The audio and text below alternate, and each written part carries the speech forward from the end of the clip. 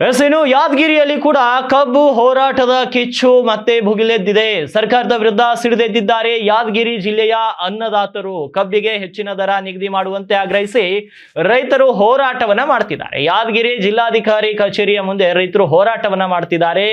ಕರ್ನಾಟಕ ರಾಜ್ಯ ರೈತ ಸಂಘ ಹಾಗೂ ಹಸಿರು ಸೇನೆ ಹಾಗೂ ನವ ಕರ್ನಾಟಕ ರೈತ ಸಂಘದಿಂದ ಇವತ್ತು ಯಾದಗಿರಿಯಲ್ಲಿ ಪ್ರತಿಭಟನೆಯನ್ನ ನಡೆಸಲಾಯಿತು. ಸರ್ಕಾರ ಕೂಡಲೇ ಪ್ರತಿ ಟನ್ಗೆ 3,500 ರೂಪಾಯಿ ನಿಗದಿ ಮಾಡುವಂತೆ ರೈತ ಮುಖಂಡರು ಹೋರಾಟವನ್ನ ಮಾಡಿದ್ದಾರೆ. ಸರ್ಕಾರ ಕೂಡಲೇ ಅನ್ನದಾತರ ಹಿತವನ್ನ ಕಾಪಾಡುವಂತೆ ಆಗ್ರಹವನ್ನ ಮಾಡಿದ್ದಾರೆ. ಹೆಚ್ಚಿನ ದರ ನಿಗದಿ ಮಾಡದಿದ್ರೆ ಯಾದಗಿರಿಯನ್ನ ಬಂದ್ ಮಾಡ್ತೇವೆ ಅಂತ ರೈತರು ಎಚ್ಚರಿಕೆಯನ್ನ ನೀಡಿದ್ದಾರೆ. ಮತ್ತೆ ಬೃಹತ್ ಹೋರಾಟ ಮಾಡುವುದಾಗಿ ರೈತರು ಎಚ್ಚರಿಕೆಯನ್ನ ನೀಡಿದ್ದಾರೆ. ಇನ್ನು ಯಾದಗಿರಿ ಡಿಸಿಗೆ ಮನವಿ ಪತ್ರವನ್ನ ಸಲ್ಲಿಸಿದ್ದಾರೆ ಯಾದಗಿರಿಯ ರೈತರು. ರಾಜ್ಯ ರೈತ ಸಂಘ, ಹಸಿರು ಸೇನೆ, ಉತ್ತರ ಕರ್ನಾಟಕದ ಅಧ್ಯಕ್ಷ ದೇವೇಂದ್ರಪ್ಪ ವಿ ಪೊಲೀಸ್ ಪಾಟೀಲ್, ನವ ಕರ್ನಾಟಕ ರೈತ ಸಂಘದ ಅಧ್ಯಕ್ಷ ರಾಜು ಗೌಡ ಪಾಟೀಲ್ ಕೂಡ ಇದೇ ವೇಳೆ ಅವರಿಗೆ ಆಗ್ರಹವನ್ನ ಮಾಡಿದ್ದಾರೆ. ನಮ್ಮ ಇಡೀ ರಾಜ್ಯಾದ್ಯಂತ ಇವತ್ತು ಕಬ್ಬು ಬೆಳೆಗಾರರ ಹೋರಾಟ ಅತಿ ತೀವ್ರಗತಿಯಲ್ಲಿ ಬೆಳಗಾವಿ ಜಿಲ್ಲೆಯ ಗುರ್ಲಾಪುರ ಕ್ರಾಸ್ದಲ್ಲಿ ಸುಮಾರು ಇವತ್ತು 9ನೇ ದಿನ ಹೋರಾಟ ತೀವ್ರಗತಿಯಲ್ಲಿ ಕಾಲಿಟ್ಟಿದೆ.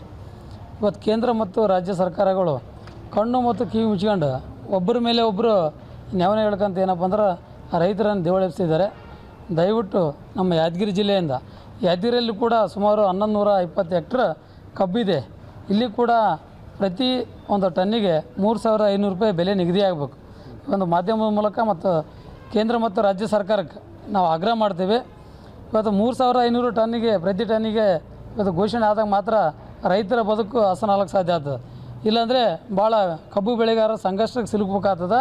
ಅದರ ಜೊತೆಗೆ ಇವತ್ತೇನು ಫ್ಯಾಕ್ಟ್ರಿಗಳು ಏನಪ್ಪ ಅಂದರೆ ಎಲ್ಲ ರಾಜಕಾರಣಿಗಳು ಇವತ್ತು ಶಾಸಕರು ಸಚಿವರು ಅದಾವ.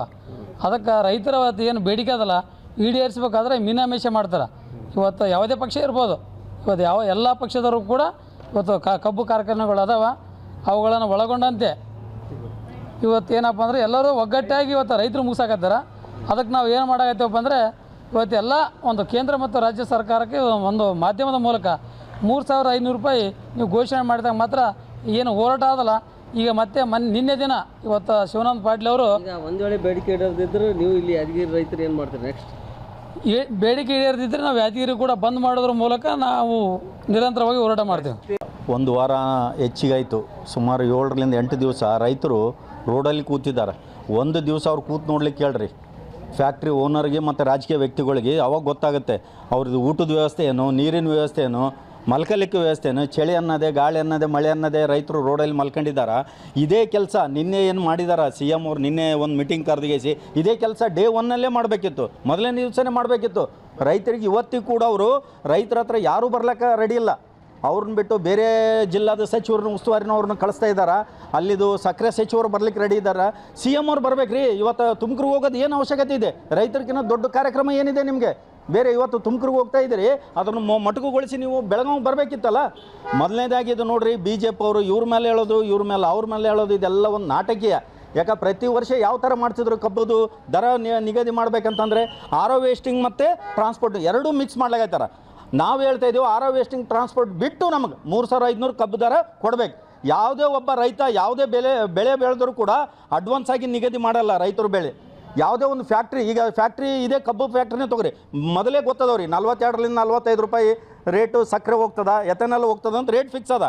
ನಮ್ಮ ರೈತರಿಗೆ ಮಾತ್ರ ಯಾವುದೇ ಬೆಳೆಗೆ ತೊಗೊರಿ, ರೈತರ ಬೆಳೆ ಬಿಫೋರ್ ಬಿತ್ತನಕ್ಕಿಂತ ಮುಂಚೆ ರೇಟ್ ಬಂತಂದರೆ ಅವಾಗ ದೇಶಕ್ಕೆ ರೈತಗೆ ಮುಂದೆ ಬರ್ಲಿಕ್ಕೆ ಸಾಧ್ಯ. ನೀವು ಎಷ್ಟು ನಾವು ಇಷ್ಟು ಈಗಂತೂ ಸ್ಪಂದನೆ ಮಾಡೋದು ನಿಮ್ಮ ಹೋರಾಟ ಯಾವ ಸರ್? ನಮ್ಮ ಹೋರಾಟ ನೋಡ್ರಿ, ಮನವಿ ಪತ್ರ ಕೊಟ್ಟರೆ ಇಲ್ಲ, ನಮ್ಮ ಹೋರಾಟ DC ಅವ್ರ ಮನವಿ ಪತ್ರ ಕೊಟ್ಟಿವಿ.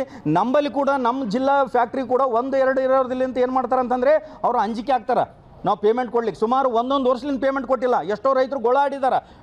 ನಂಬರ್ ಆಫ್ ಡೇಸ್ 14 ದಿನ ವರ್ಕಿಂಗ್ ಡೇಸ್ದಲ್ಲಿ ಕೊಡ್ಬೇಕು ಪೇಮೆಂಟು. ಅಂಥದನ್ನ 1 ವರ್ಷ 365 ಡೇಸ್ 365 ದಿವಸ ಆದ್ರೂ ಕೊಡ್ಲಿಕ್ಕೆ ರೆಡಿ ಇಲ್ಲ. ಸರ್ಕಾರ ಬೆಲೆ ನಿಗದಿ ಮಾಡೋದಿದ್ರೆ ನಿಮ್ಮ ಹೋರಾಟ ಏನಿರ್ತದೆ ನೆಕ್ಸ್ಟ್ ಯಾದಗಿರಿಯಲ್ಲಿ? ನೋಡ್ರಿ, ಈಗ ಆಲ್ರೆಡಿ ನಮ್ಮ ರೈತ ಸಂಘಟನೆಗಳು ಮತ್ತು ನಂತರ ಎಲ್ಲ ಸಂಘಟನೆಗಳು ಸೇರಿಕೊಂಡು ಇವತ್ತು ಸಂಜೆವರೆಗೆ ಕಾಲ ಅವಕಾಶ ಕೊಟ್ಟಿದೆ ಸರ್ಕಾರಕ್ಕೆ. ಸರ್ಕಾರದವರು ಇದನ್ನ ಎಚ್ಚರಿಕೆ ಗಂಟೆ ಅಂತ ತಿಳ್ಕೊಂಡು ಇವತ್ತೇ ನಿರ್ಣಯ ಮಾಡಿದ್ರು ಸರಿ, ಮಾಡಲಿಲ್ಲ ಅಂದರೆ ಜಿಲ್ಲಾದಾದ್ಯಂತ ಯಾದಗಿರಿ ಜಿಲ್ಲೆ ಒಂದೆಲ್ಲ ನಾವು 31 ಜಿಲ್ಲೆನ ನಾವು ಹೋರಾಟ ಮಾಡಲಿಕ್ಕೆ ರೆಡಿ ಇದ್ದೀವಿ ಅಂತೇಳಿ ಈ ಮೂಲಕ ತಿಳಿಸ್ಲಕ್ಕೆ ಪಡ್ತೀವಿ. ಮತ್ತು ಮೊದಲನೇದಾಗಿ ಈಗ ಆಲ್ರೆಡಿ ಸರ್ಕಾರ ಏನಂತಂದರೆ ಈಗಿದ್ದು ಸರ್ಕಾರ ಅವು ಇವು ಗ್ಯಾರಂಟಿ ಕೊಟ್ಟುಗೆಸಿ ರೈತರಿಗೆ ಏನೂ ಕೊಡ್ತಾ ಇಲ್ಲ. ಕಳೆದ 3 ತಿಂಗಳು 2 ತಿಂಗಳಿಂದ ನಾವು ರಸಗೊಬ್ಬರಕ್ಕೆ ಎಷ್ಟು ಪರದಾಡಿದ್ದೀವಿ ನೀವೇ ನೋಡಿದ್ರಿ, ಎಲ್ಲ ಮೀಡಿಯಾದಾಗ ಬಂದಿದೆ ಹೌದಾ.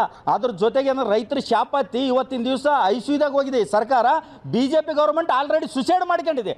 ಅದು ವಿರೋಧ ಪಕ್ಷವಾಗಿ BJP ಗೌರ್ಮೆಂಟು ಎಲ್ಲೂ ಇಲ್ಲ.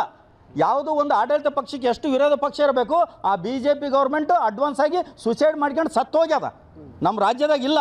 ಅದರ ಪ್ರಕಾರ ಏನಂದ್ರೆ ಇವತ್ತಿನ ದಿವಸ ಈ ಕರ್ನಾಟಕ ಗೌರ್ಮೆಂಟ್ ಕಾಂಗ್ರೆಸ್ ಗೌರ್ಮೆಂಟು ರೈತರ ಪರವಾಗಿಲ್ಲ, ರೈತರ ವಿರುದ್ಧವಾಗಿಯೇ ಇದೆ ಅಂತೇಳಿ